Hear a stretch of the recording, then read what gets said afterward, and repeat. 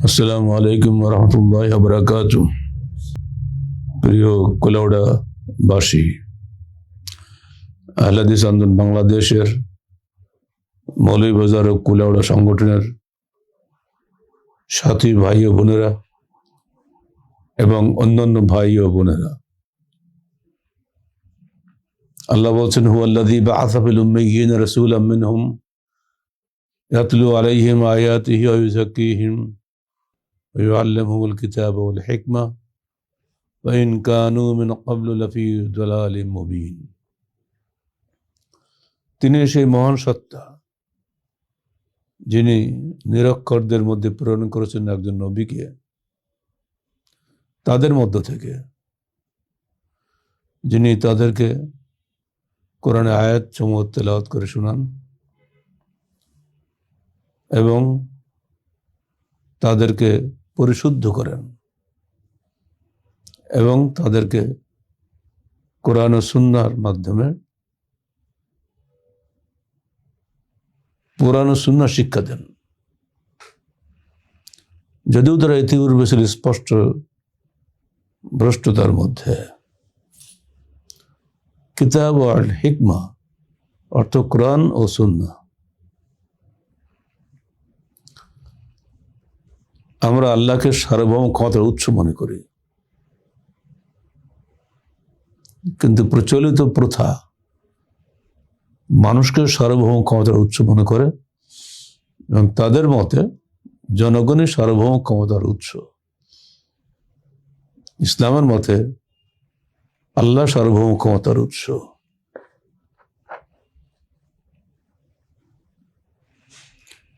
মানব রচিত যাবৎকালের সকল মতবাদের পরীক্ষা নিরীক্ষার পর বিশ্ব এখন তাকিয়ে আছে ইসলামের দিকে। কোন ইসলাম? যে ইসলাম কোরআন এবং সহিহ হাদিসের ইসলাম, মানুষের মন গড়া ইসলাম নয়। আজকে ইসলামের অরিজিনাল রূপ যদি মানুষের সামনে তুলে ধরা সম্ভব হয়, তাহলে ইহুদি, নাসারা, হিন্দু, বৌদ্ধ, খ্রিস্টান যারা আছে পৃথিবীতে, সবাই ইসলামের দিকে ফিরে আসত। কিন্তু ইসলামী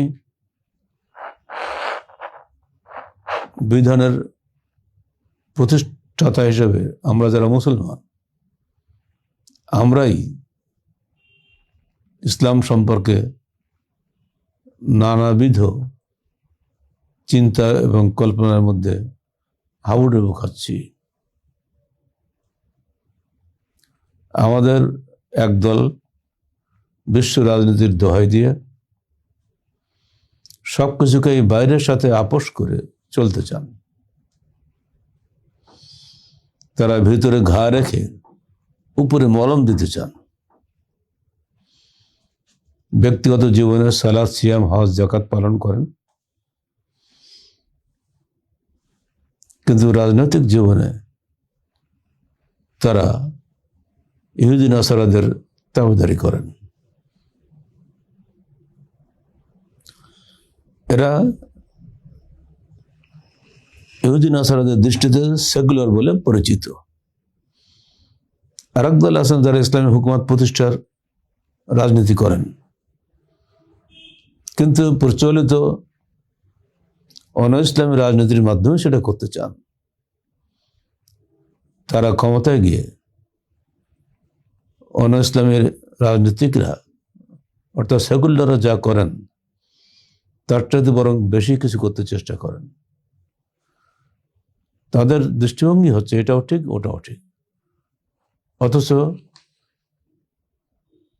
সবটাই কখনো ঠিক হয় না। ঠিক সবসময় একটাই হয়। তৃতীয় আরেকটি দল আছেন যারা ইসলাম বলতে তাদের শিরক ও বিদআতের জঞ্জালে ভরা তরিকাকে বুঝেন। মিলাদ, কিয়াম, কুলখানি, চেহলাম, শয়ে বরাত, কবর, ওরস, এগুলি তাদের প্রধান উপজীব্য। সুফিবাদের অনুসারী হওয়ার দাবি করে এরা দুনিয়া ত্যাগী হিসাবে পরিচিত হতে ভালোবাসেন, যদিও ক্ষমতার স্বাদ পাওয়ার জন্য এখন তারা কয়েকটি রাজনৈতিক দল গঠন করেছেন। এদের কাছাকাছি আর একটি দল আছেন যারা নিজেদের দাওয়াতকে নবীওয়ালা দাওয়াত বলেন।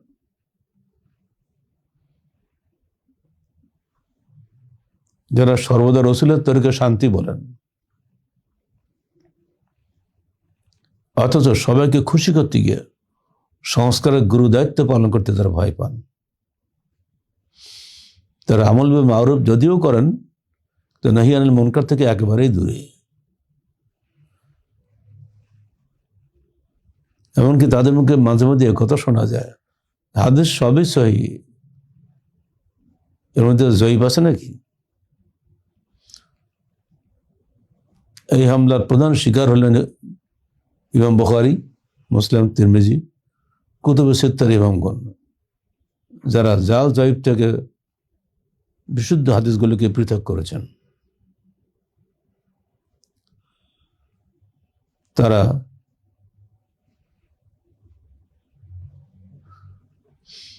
সবসময়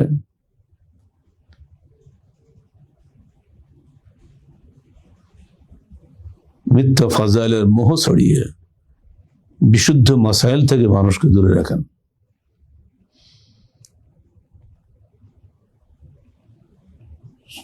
যদিও ধর্মের বাহ্যিক রূপ তাদের চেহারা শুরুতেই সবচেয়ে বেশি।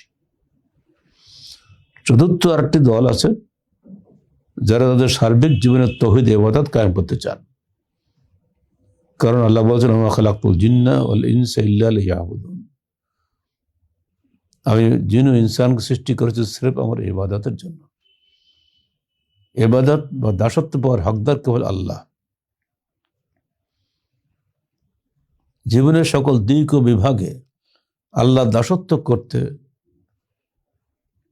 আল্লাহ পাক আমাদেরকে নির্দেশ দিয়েছেন। পবিত্র কোরআন ও সহিহ হাদিস অনুযায়ী যারা নিজেদের ব্যক্তিগত, সামাজিক ও রাজনৈতিক জীবন পরিচালনা করতে চান,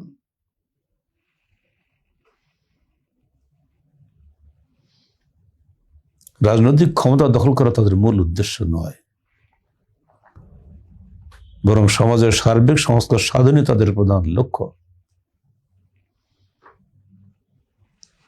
আর সেই সংস্কার সাধনের মাধ্যমে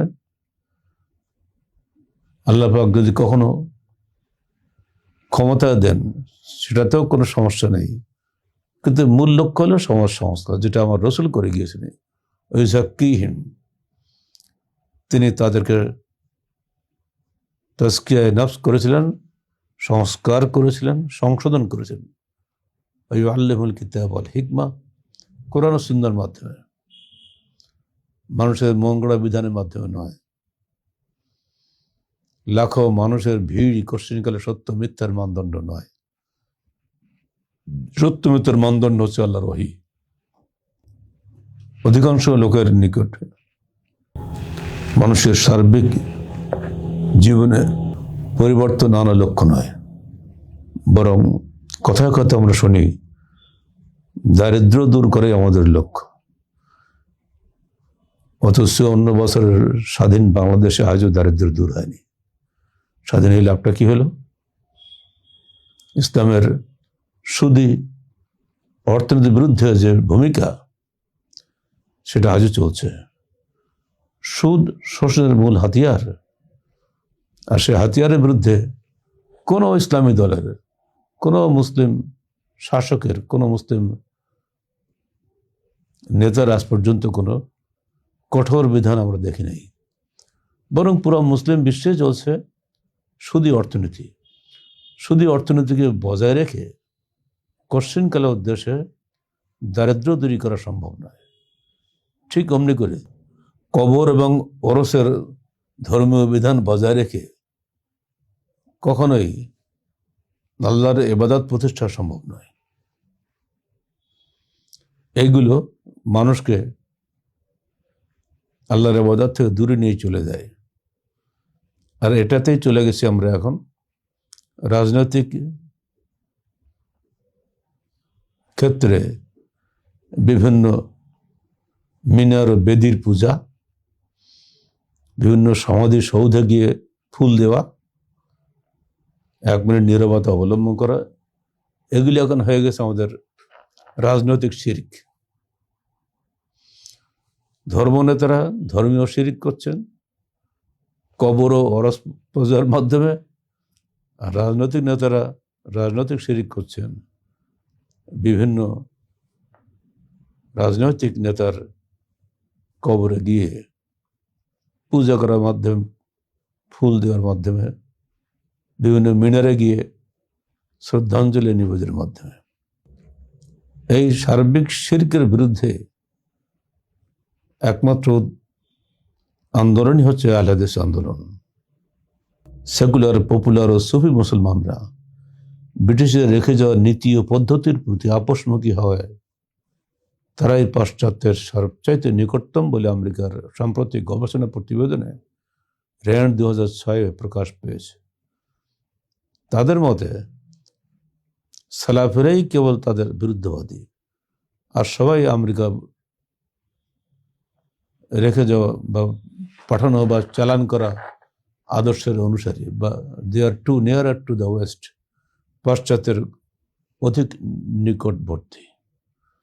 সালাফি বলতে প্রকৃত আহলে হাদিসদেরকে বোঝানো হয়েছে। আহলে হাদিস কোনো অবস্থাতেই প্রচলিত কোনো প্রথার অনুসারী নয়।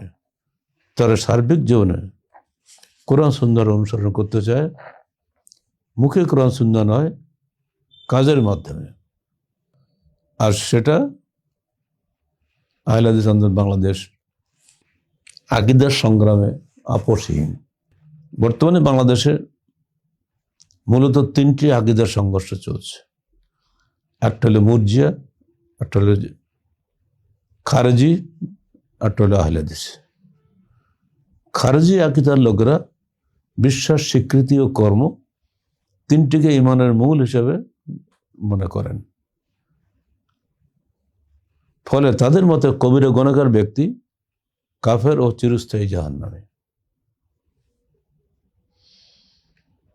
এবং তাদের রক্ত হালাল। যুগে যুগে সকল চরমপন্থী ভ্রান্ত মুসলমান এই মতের অনুসারী। আপনারা জানেন, কিছুদিন পূর্বে বাংলাদেশে জামাতুল মুজাহিদিন নামে, অর্থাৎ জেএমবি নামে একটা দারুণ ফিতনা চলে গেছে কয়েক বছর আগে।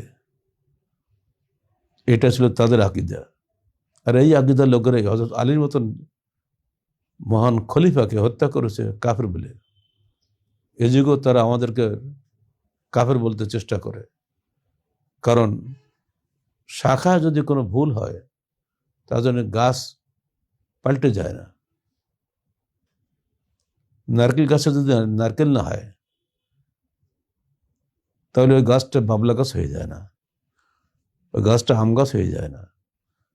আম গাছে যদি আম না হয়, ফল না হয়, ওই গাছটা নারকেল গাছে পরিণত হয় না, গাছ ঠিকই থাকে। ওরকমভাবে মুসলমান কালেমা পড়ার পরে, কিয়ামতে বিশ্বাসের পরে, শেষ নবীকে বিশ্বাস করার পরে সে মুসলমানই থাকে। তার আমলের কম বেশির কারণে জান্নাত জাহান্নাম নির্ধারিত হয়। এই আকীদাগত বিভক্তির কারণে আহলে হাদিসের সঙ্গে অন্যদের পার্থক্য ঘটে গেছে।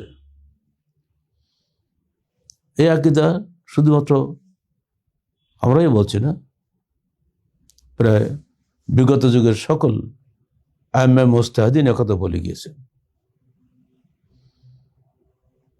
ইমাম আবু হানিফা, যার নামে দেশে হানাফি মাযহাব বলছি আমরা, তিনি বলে গিয়েছেন, ইযা সাহাল হাদিস ফাহুয়া মাযহাবি।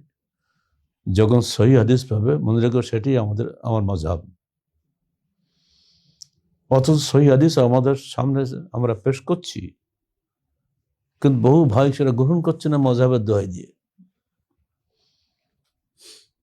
এমনকি কিয়ামতের মাঠে প্রথম প্রশ্ন হবে সালাত সম্পর্কে।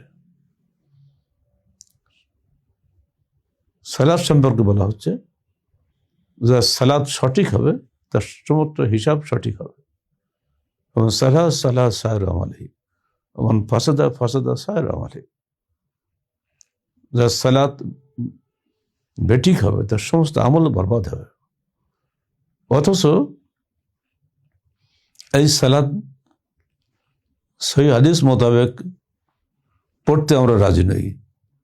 দোয়া দিচ্ছি, অমুক হুজুর কি কিছু বোঝেন না, অমুক মযহাবের লোকরা কি কিছু বুঝতেন না, আবু হানিফা কি বুঝতেন না? অথচ আবু হানিফা কখনো একথা বলে যাননি। তিনি দ্ব্যর্থহীন ভাষায় বলে গিয়েছেন, সাহহাল হাদিস ফাহুয়া মাযহাব, যখন সহিহ হাদিস পাবে সেটাই আমার মাযহাব।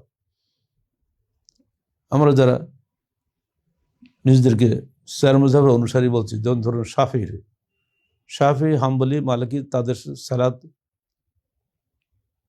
আহলে হাদিসের মতোই।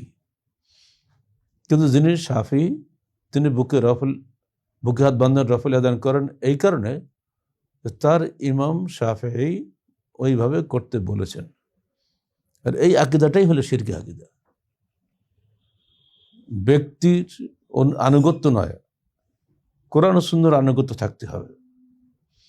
ঠিক অমনি করে যারা হাম্বলি, তারা রফল আদান করে সালাত আদায় করেন। কেন করেন? যে তার ইমাম আহমদ বিন হাম্বল এভাবে সালাত আদায় করতে বলেছেন।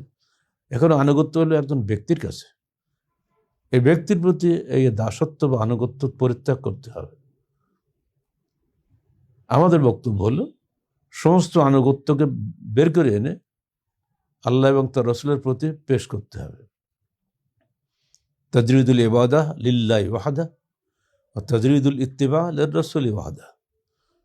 সমস্ত দাসত্ব হবে সিরেফ আল্লাহর জন্য, সমস্ত আনুগত্য হবে সিরেফ রসুলের জন্য।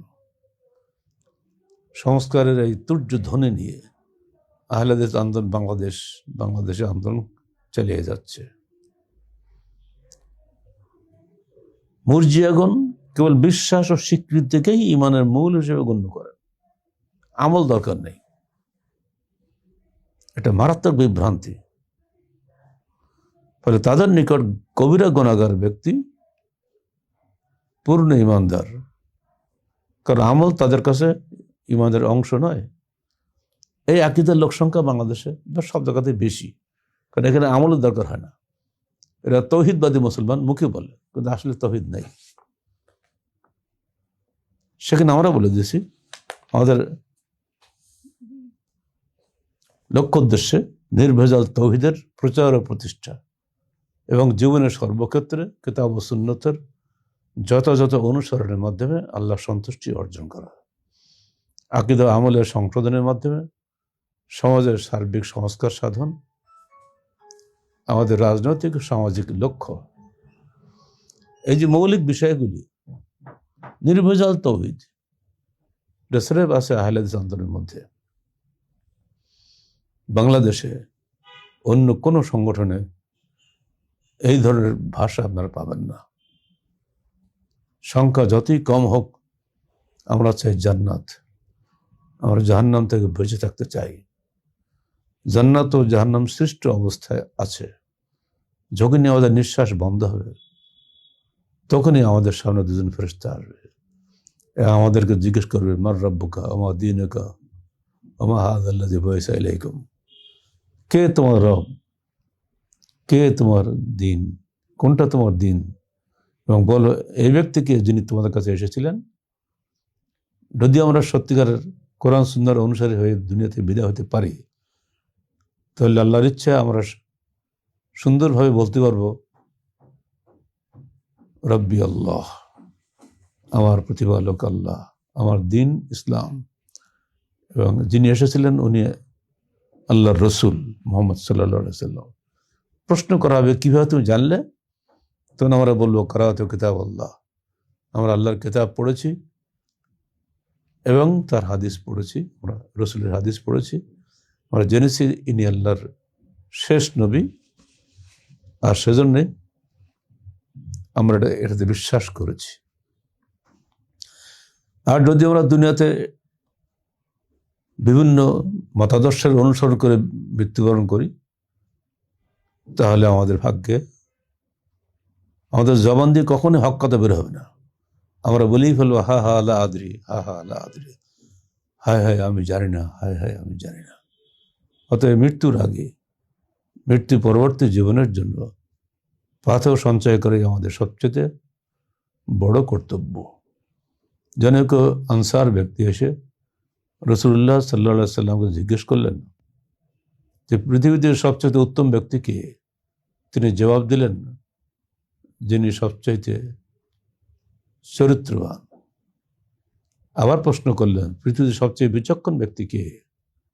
তিনি জবাব দিলেন, যিনি অধিক হারে মৃত্যুকে স্মরণ করেন এবং মৃত্যুর আগেই পরকালের জন্য পাথেয় সঞ্চয় করেন।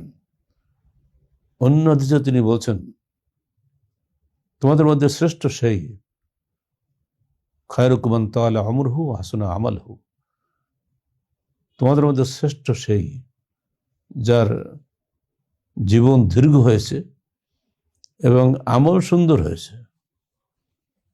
কুলাউড়া ভাইদের কাছে আমাদের আবেদন, মৃত্যু আসার আগে সাধ্যমতো আমাদের সার্বিক জীবনকে পবিত্র কোরআন ও সহিহ হাদিসের আলোকে ঢেলে সাজানোর জন্য চেষ্টা করুন। আমরা সবার প্রতি একই আবেদন জানাই, আসুন পবিত্র কোরআন ও সহিহ হাদিসের আলোকে জীবন গড়ি। জনগণের সার্বভৌম ক্ষমতার উৎস নয়, বরং আল্লাহর সার্বভৌম ক্ষমতার উৎস। পার্লামেন্টের রায় চূড়ান্ত নয়, বরং ওহীর বিধানই চূড়ান্ত। এই মৌলিক দাওয়াত সকলের প্রতি রেখে আমরা আজকের বক্তব্য শেষ করছি। আসসালামু আলাইকুম ওয়া রাহমাতুল্লাহি ওয়া বারাকাতুহু।